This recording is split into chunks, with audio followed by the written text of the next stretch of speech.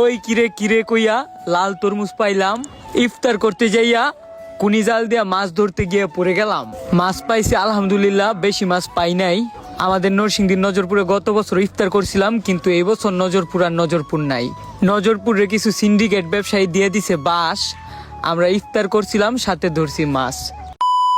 তো hey guys, আমি আপনাদের প্রিয় গনি এবং আমি আজকে চলে যাচ্ছি আমার কাকা, বন্ধু বান্ধব এবং বড় ভাইদের সাথে নরসিংদীর নজরপুরে। খুব সুন্দর মনোরম পরিবেশে একটি দৃশ্য, যেখানে সবাই যায় ইফতার করতে। আমাদের নরসিংদীর এমন কোনো ছেলে পাইবেন না যে নজরপুরে একবার হলেও যায় ইফতার করে নাই।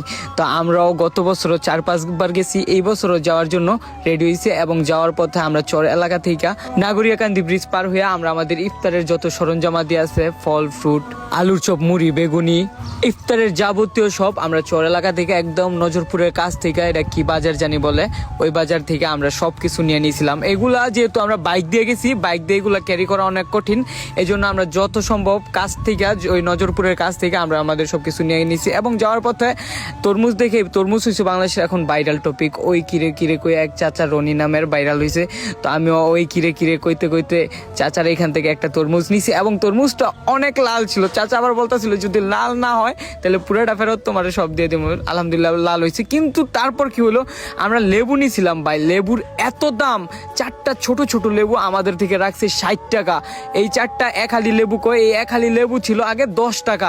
আর এরপরে আমরা চলে আসছি নজরপুরে। এই যে নজরপুর আইসা আমরা পুরে টাসকি, এমন বাজে একটা পরিবেশ। এই নজরপুরের যত বালু আছে, মাটি আছে, সেগুলো কাইটা খাল বানায় ফেলছে এবং এগুলোর পরিবেশ একদম নষ্ট হয়ে গেছে। আগে এখানে যে বড় বড় ঘাস ছিল, ঘাসের মাঝে ফটো তুললেই অনেক সুন্দর দেওয়া যেত, অনেক সুন্দর ভিউ দেওয়া যেত। কিন্তু এখন বর্তমানে এখানে ঘাস ঘোষ কিছু নাই। এখানে আগে হাজার হাজার মানুষ আসতো ইফতার করতে, কিন্তু এখন অত মানুষ আসে না, মূলত এই কারণেই। কিন্তু এখানে পরিবেশটা, তারপর আমরা একবারে নজরপুরের শেষ মাথায় গেছি, যেখানে পরিবেশটা সুন্দর ছিল এবং আমার কাকায় নদী থেকে নিয়ে ধুইতেছিল।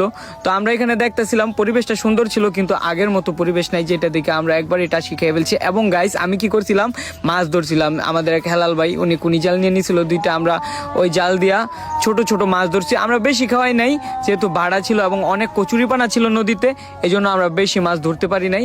তারপরও আমরা কিছু মাছ ধরছি এবং হেলাল ভাই খাওয়ানোর পর বলতেছি যে গনি তুমিও খেও দাও, দেখো খেও দিয়ে পারো নি। তারপর এই যে মাছ 2টা পাইছিলাম, এই মাছ 2টা উঠছিল আমার খাওয়া, এই যে আমি এইভাবে খেও দিছিলাম, আমাকে শিখিয়ে দিতেছিল। এর আগে আমি ছোটবেলা একবার কুনি জাল পাইছিলাম, আমাদের নিজস্ব কুনি জাল ছিল, তখন আমি একবারে ছোট ছিলাম, তখনও পারতাম না, একবারে ছোট 2-3 বছর ছিল। আর এটা আমি প্রায় 7-8 বছর পরে আমি কুনি জাল হাতে নিয়েছি এবং এই কুনি জালটা দিয়ে মারতে নিয়ে আমি পড়ে গেছিলাম, এই যে এইভাবে পড়ছি।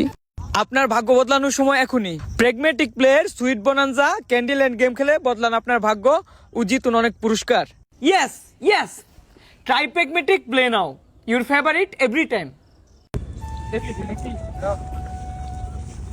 এ বেড়া হৃদয় উঠটা চিনি সুন্দর মতো।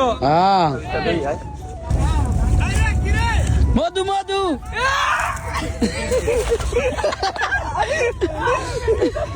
আমি প্রায় 7-8 বছর পরে এই কুনি জালগুলো খেয়ে দিছি, আমি 2-3টা খেয়ে দিছি, ওইগুলো ভিডিওতে নেওয়া হয় নাই।